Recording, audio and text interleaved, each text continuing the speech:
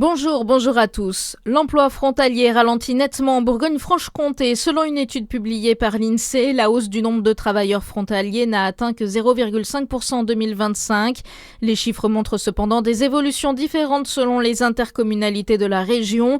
Dans le Jura, la communauté de communes Champagnole-Nozeroy-Jura enregistre une légère hausse de 1,5%, alors que la communauté de communes Haut-Jura-Saint-Claude reste l'un des territoires les plus dynamiques, avec plus 3% sur un an. À Dijon, les amateurs de free parties dans la rue aujourd'hui. Ils s'opposent à un projet de loi visant à renforcer la pénalisation de l'organisation de ces fêtes techno-alternatives, organisées de manière libre et souvent sans autorisation officielle. À Dijon, une manifestation est prévue à 11h, place de la République.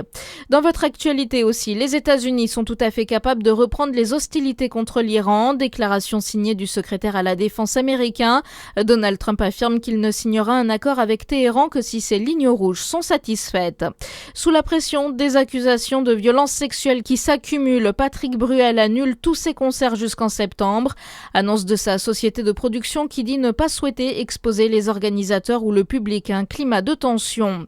Le nouveau directeur départemental de la police nationale en Saône-et-Loire entre en fonction. Éric Debenny prendra ses fonctions lundi.